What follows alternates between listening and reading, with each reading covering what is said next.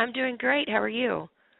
Doing well. Thanks as always for joining us on the teleconference. Of course. Before we get to any questions, could you give us your thoughts on the season you've had so far, dating back to the non-conference play and now heading into these first 5 games of the conference season?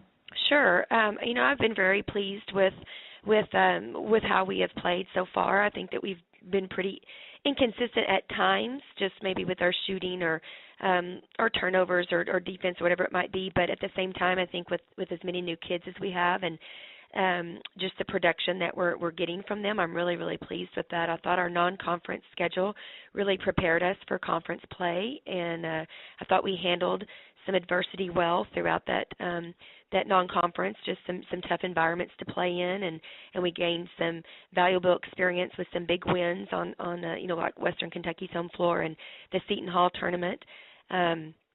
But at the same time, I do think that that we kind of lost a couple that I think maybe we could have won if we had a better focus at the free throw line or on our 3-point shooting, whatever it might be.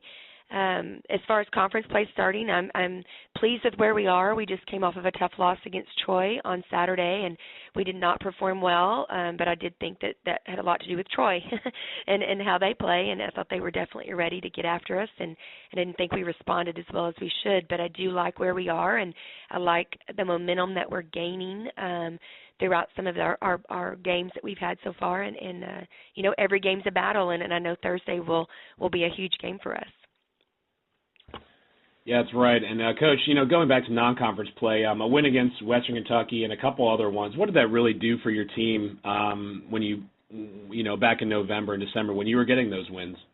Yeah, I thought the Western Kentucky game early was really big for our confidence and just maybe for our new kids to buy into what we were selling and really trying to emphasize, because that was a game that we got down in early and our kids just kept fighting and kept playing hard, and they really executed well down the line, which was good for an early game.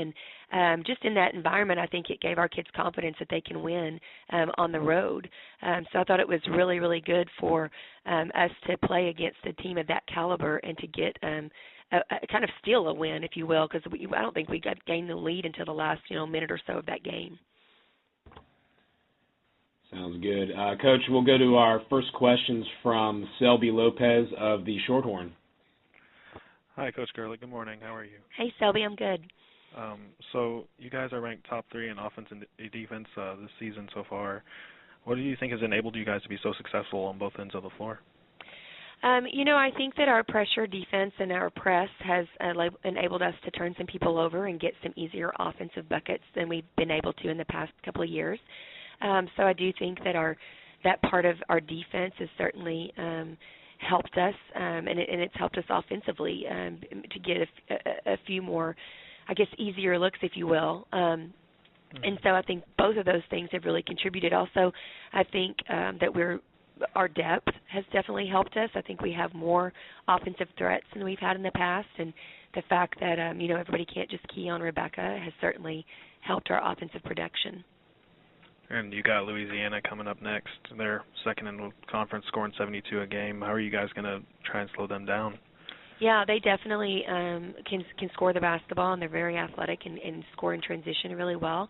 Our defense is going to have to really be well, not only in the full court, but when we settle in the half court, we're going to have to be committed to getting stops and not give up easy buckets. We'll have to really know personnel and know how we want to defend them.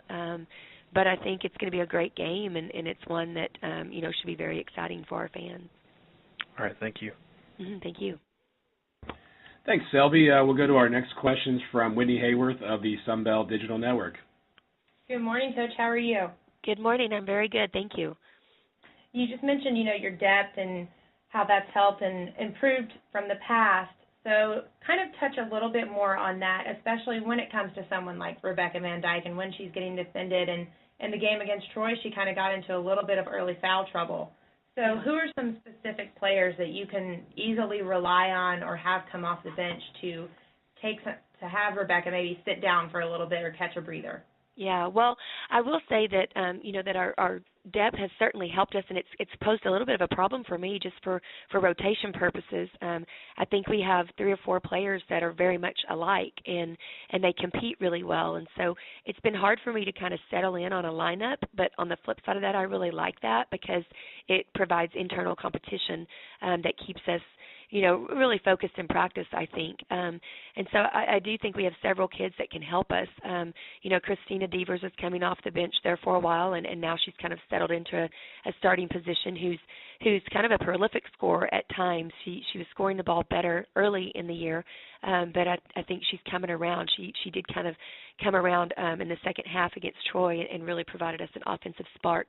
I think the fact that Crystal Allen has become eligible at semester after serving her year of residency has helped us, and I think she's just going to continue to get better and better and better as she gets more comfortable with our offense and just getting back out on the court. Shelby Richards has done a great job of providing some offensive punch for us, as well as Asia Evans, who can really shoot the basketball from the three-point line. And all of those people that I just mentioned are guards, and so it doesn't necessarily help Rebecca in the fact of getting her rest. But I do think that Allie Teo is a kid that we just can't go without mentioning because she is such a selfless player for us and is one of our 2 seniors who is definitely a role player but takes her role very seriously and does some great things for us defensive-wise and is able to rebound the basketball for us when Rebecca is out.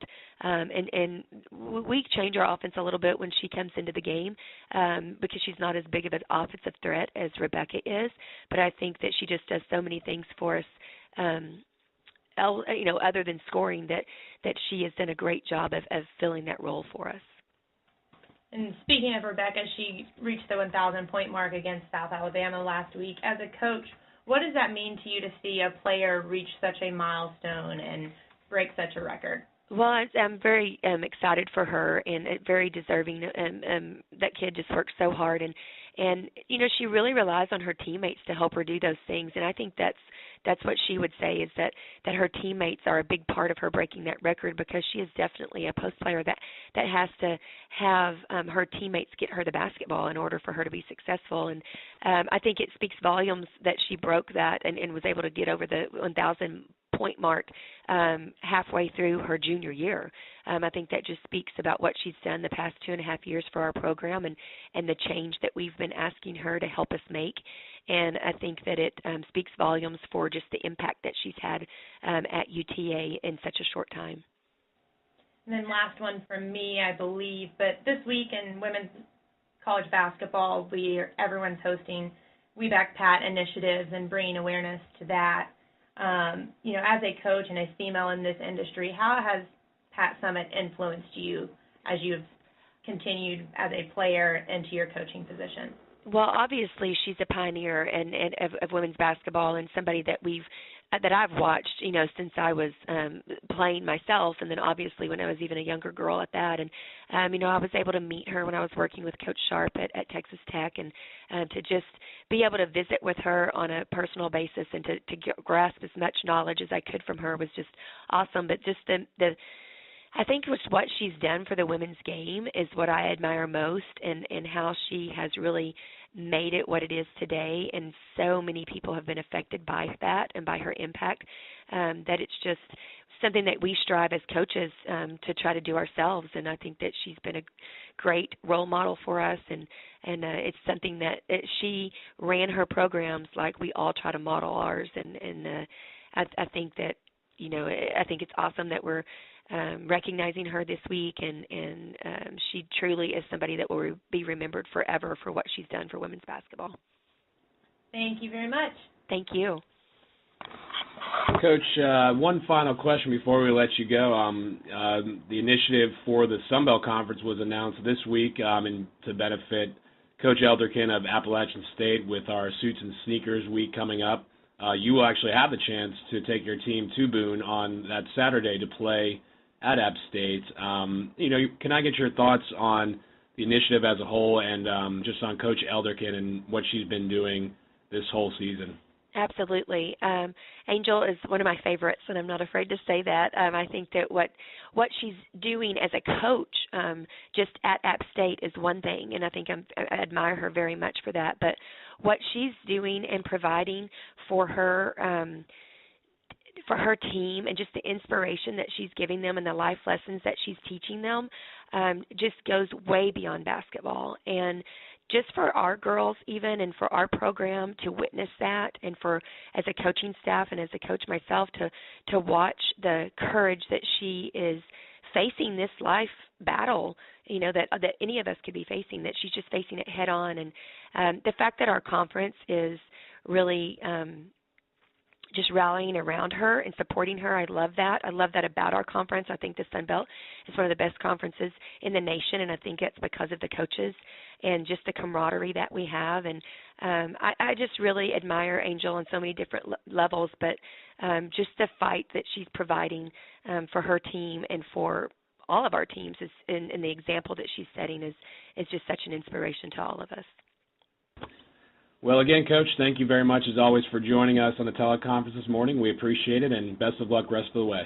All right. Thank you so much. Appreciate you having me.